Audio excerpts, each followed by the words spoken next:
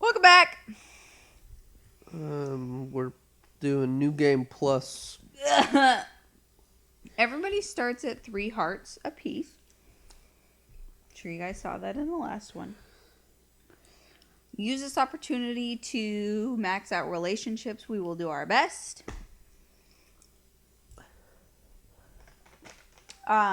I don't understand how this game has multiple endings because both times we've played, we've had the same exact ending with the same exact dialogues and nothing's changed.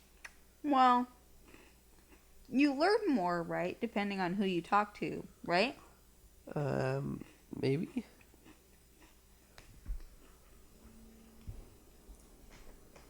So it's not like you can save. Oh no, Mariah will not be available to Max. Sorry. Thank you for playing Cooking Companions. Oh, almost forgot. Jump scare mode activated. Great. Thanks. Just kidding. Lies. I don't trust that shit.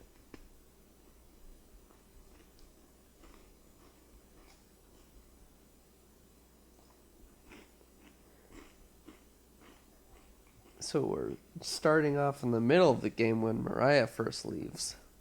Everyone watches as Mariah leaves the cabin. Mm-hmm. The silence is deafening. Okay.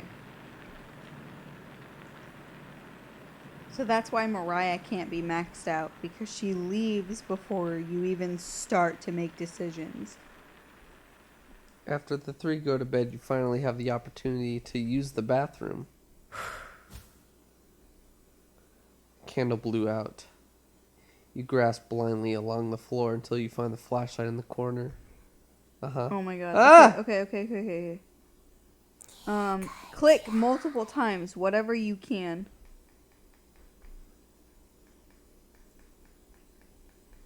I don't think the mirror. I think just wherever, like, possibly. Oh! You notice a note underneath the bathtub. What does it say? I didn't read it. Hey! You take the court summons letter with you. What? Hey! Oh, What? hang on. What? What? Hang What? on. What? What?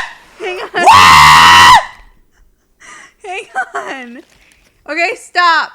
May 4th, 1794. This notice shall serve as a summons to the Zarkapane courthouse. You are being accused of the following crimes: public disturbance, foul language and demeanor, refusal to testify at previous court cases, refusal to agree to a search warrant of property. Your hearing is scheduled for October 20th. Failure to attend will result in your immediate arrest and penalties up to hanging. Sincerely, Judge Constanci Louise. Okay. Anyway, You take the court summon letter. if you scroll backwards, you can. Someone forgot to restock the toilet paper. Beyond disgusting. This is truly the scariest thing you've ever seen. With your interest waning, you decide to leave the bathroom. No, I'm not really? done yet. Time to surprise the others. You take out a cutlet of meat, and we get to cook it on the oven. Whoops. Whoops. Whoops.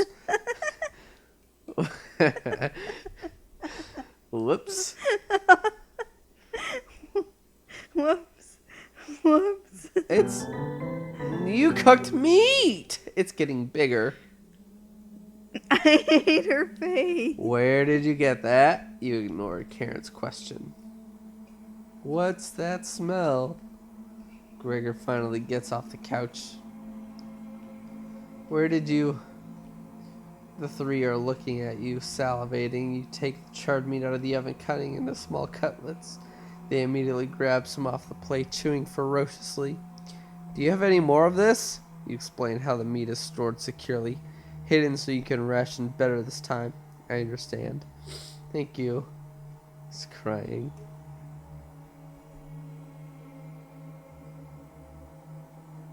Anatoly runs to the bathroom, peeking in the toilet. You can hear him sobbing for a few minutes. This taste is... Gregor wanders off. Anatoly returns looking chunked up. Choked. Left you some of the meat. Don't fight this, Anatoly. Anatoly takes a cutlet from the plate, turning his back to the group as he devours it. So, as Crying. we've previously stated, right, you're not a part of the group. You've been in this cabin. You're supposed to infer at this point that you've been in this cabin for quite some time. So I'm just wondering,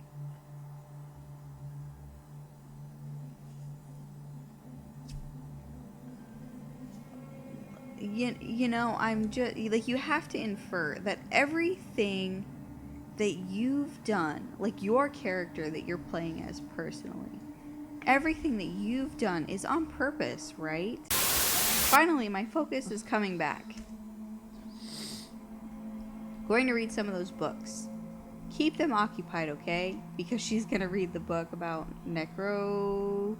what did she call it? Necropsy. I'm 3-4 drinks in, guys. I'm sorry. Necropsy. Karen leaves you with the men. Necropsy. Oh, I'm so proud of you that you finally pronounced it right. Whoa, did I do that? I know. Wow. Proud of you. Karen leaves you with the men. Who do you want to talk to? So who do we want to max out a relationship with? Okay, so you start with 3 hearts each. There's what, 5 hearts apiece? Let's start with Anatoly. Because Anatoly is the first to go. Knock on the door first. Anatoly. Hi. He's checking on me. You ask him if he feels sick. Not anymore. I think it was a mental thing. Please don't tell me where the meat came from. The less known, the better. You nod.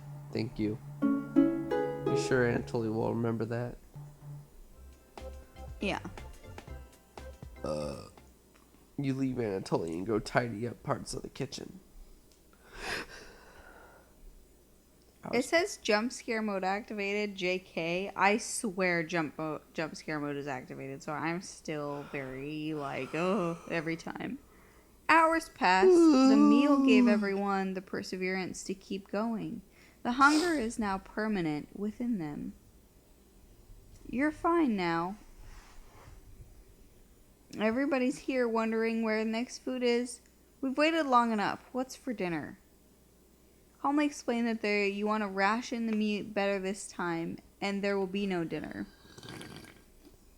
That's the thing, though. They all agree at this moment in time. So this is not a question about your personal character, because we've established that you're doing it on purpose. But they don't know that you're doing it on purpose. So they should know to question, where are you keeping it? What refrigeration are you using to preserve it? XYZ. All 3 of them should know about the technology available at their time. So if they're in a food preservation circumstance, they should know that, hey, we don't have any way to preserve that unless you're using salts. If you don't have a refrigerator at this time being, whenever this is set, right? Which is in like, what, the early 1900s or whenever Holodomor took place. So you're rationing it, but you can only ration what is still able to be eaten without getting your people sick. Which again, on your character's part is not a concern. But the 3 people still alive in front of you should be asking these questions in an emergency situation. Which is what makes me so frustrated, is not your personal character, but the 3 people in front of you who are in an emergency situation, and then a secondary emergency situation now that there's flooding occurring and they're stuck in a house. So they're all going to say fine here. Look, Karen says fine. Anatoly says he understands. And then Gregor says, I guess I'd rather eat tomorrow than today. no arguments, perfect. But they should question how much is left because you obviously can't be trusted with the rations. Everyone decides to call it an early night, but you can't be trusted with the rations because you went through the emergency rations so fast. Within 3 days? 4 days, maybe?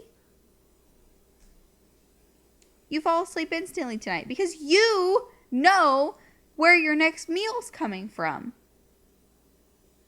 You're having dinner with a blacksmith.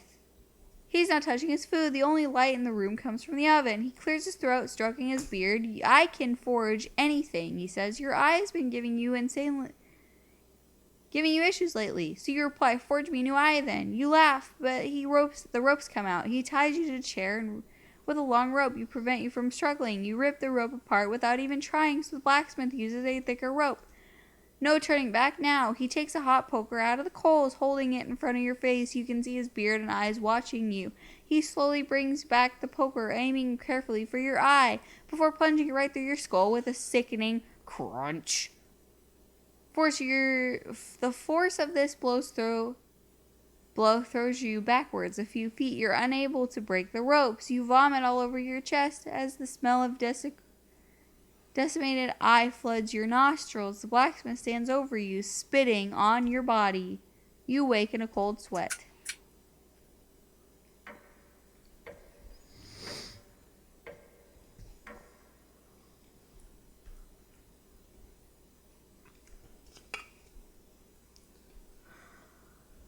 You wake up to see Gregor looking out the window. He turns to you, not smiling.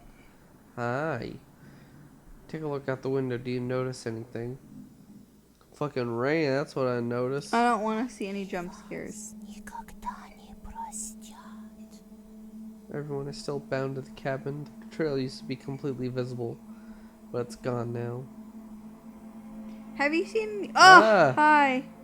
Good morning, big guy. I think we should have another piece of meat for breakfast. It's what she would have wanted. Which insinuates that he knows where the meat is coming from. Please bring us more meat. Have some of the meat before your secret hiding place. You cut it into squares, adding it to the boiling cauldron of water. Tastes bland without any seasoning, but you serve it up right away. Uh-huh. Boil it faster. Looks almost done. Patience. It's finally finished. You serve the meat in bowls.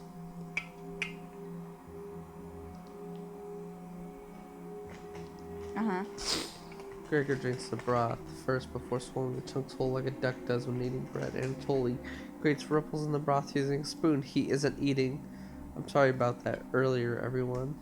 I don't know what overtook me. Mariah. Anatoly begins to weep.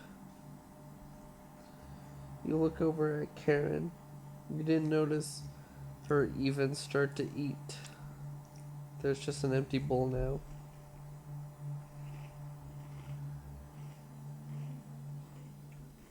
Karen is staring right at you.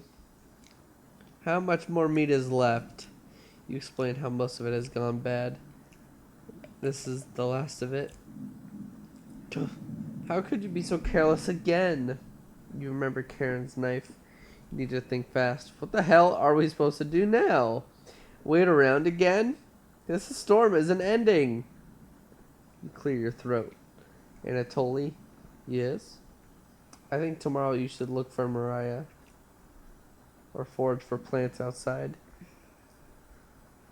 I think you should go tomorrow, little guy. Nobody else can identify edible plants like you. Please, Anatoly. You can swim back after a few hours. Gregor is right, Anatoly. Maybe you'll find Mariah out there. I think Mariah's fine by herself. He still hasn't accepted what happened yet. Okay, so since Karen is behaving that way and Gregor is behaving that way, obviously your character knows what's going on. Gregor and Karen understand what has happened and where the meat has come from, but Anatoly is still in denial. And that's what that little portion means, is that Karen and Gregor understand what has happened. And your character, again, obviously knows what happened. But Anatoly is still potentially in denial. She doesn't need anyone's help. But we need your help, Anatoly. That's right, Anatoly. Please help us. And the fact that Gregor's font said "we" in that specific font almost solidifies for at least me personally that he knows what's going on. No problem, little guy.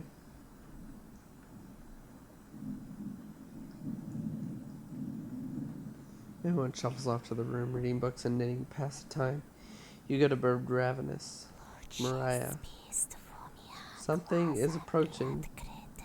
I don't want to see it. Time to wake up. You ask Potato where the trumpets are. Cabbage, onion, raspberry, and bread? They've moved on. Just us now. Like, actually? What does that achievement say? It's just us now. The way it should have been. Alright. Are they actually gone? Your mind finally manages to forget everything that happened. You fall asleep again, still ravenous.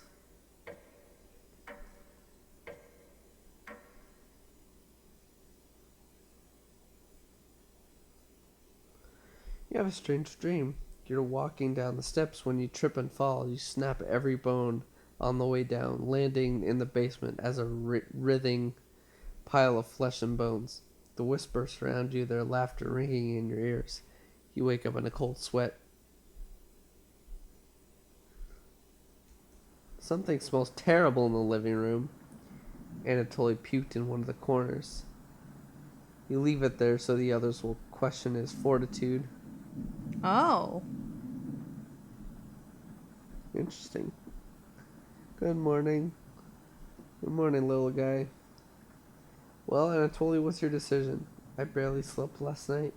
Her whispers came through the holes in the floor. She kept telling me to come outside. We don't want to rush you. But one of us puked it last night. So that's what that smell was. Anatoly's playing dumb for the group. Anatoly, my patience is wearing thin. You have 1 hour to make a decision. Why so quickly? Because I'm not waiting any longer. You see the glint of Karen's knife under her dress. Best to watch out for that knife.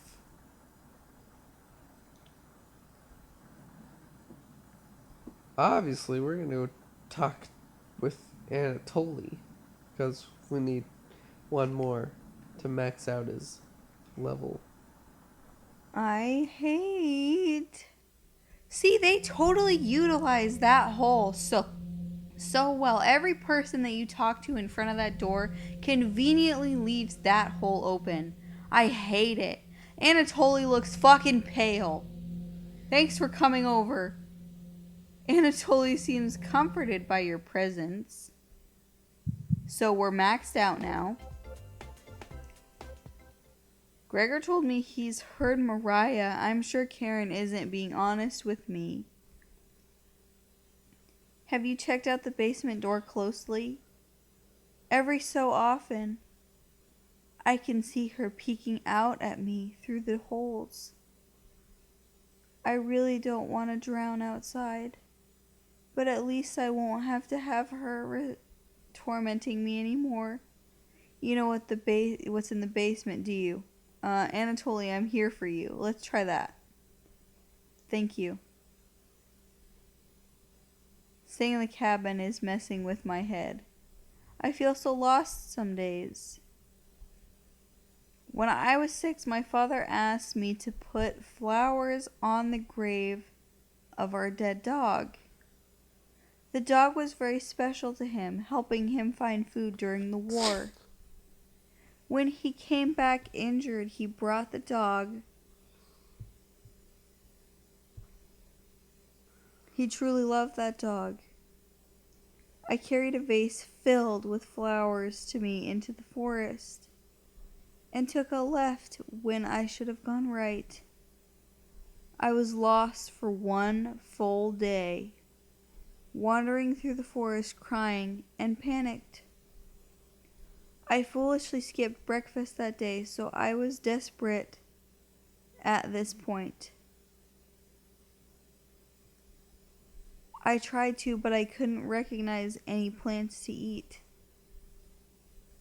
So I tried eating some random plants found in the woods, but I upchucked all of it. I was humiliated when I stumbled back to my house. I'll never forget my father. And I was still holding the vase with the flowers in it. My entire shirt stained with puke.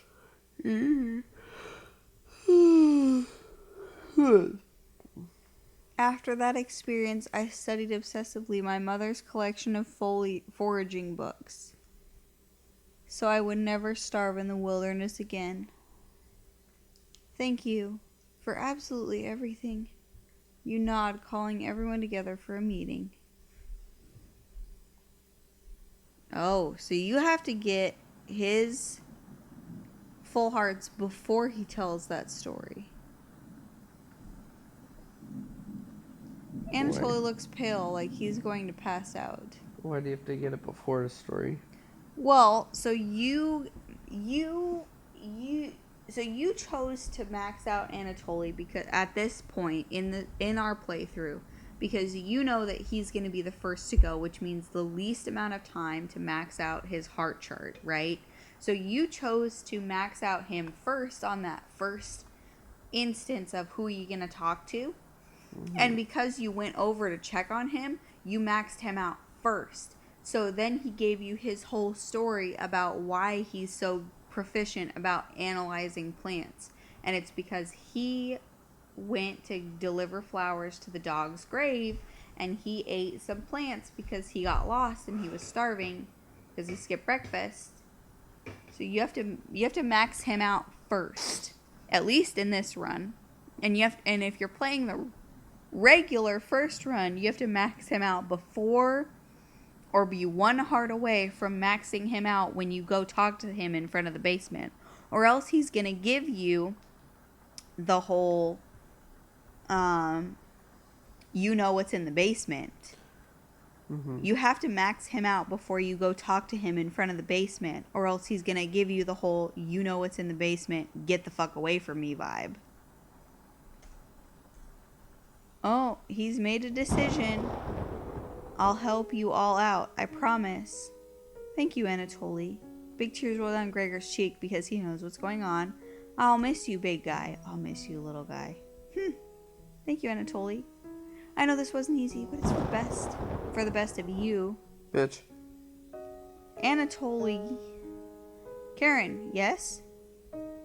Gregor looks at you expectantly.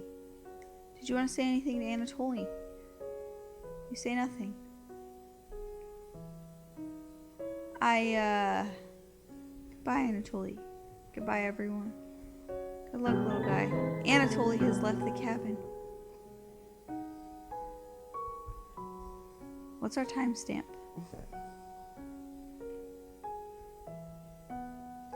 26 minutes. Okay, we're good. Keep going.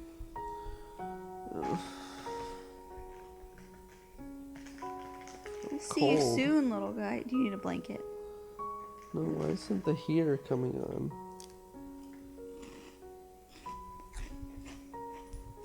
I guess all we can do now is wait. Good night. Alright, hang on. Karen goes to what? The bedroom to sleep. So now that Anatoly's gone, who else is taking the bed? Anybody? Obviously not you, since you sleepwalk. And it's not coming on because I turned it off. There we go. Since when are you cold?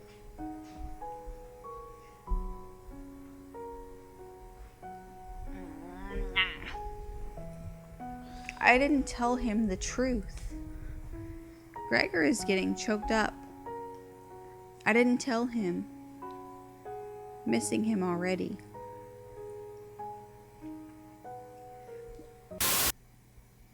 What are you doing? Checking the time. I would love to know other people's ideas on what he means by I never told him and that he misses him already. What's the time? 32 minutes. You ready to call it next time? Yeah. All right. With that, please let us know what you think. I would love to know what other people theorize about what at least Gregor just said in comparison and in relation to what all has happened so far. You know, obviously, any relationship like that is secondary to the plot points. But we will see you in the next video. Mm-hmm. All right. Bye.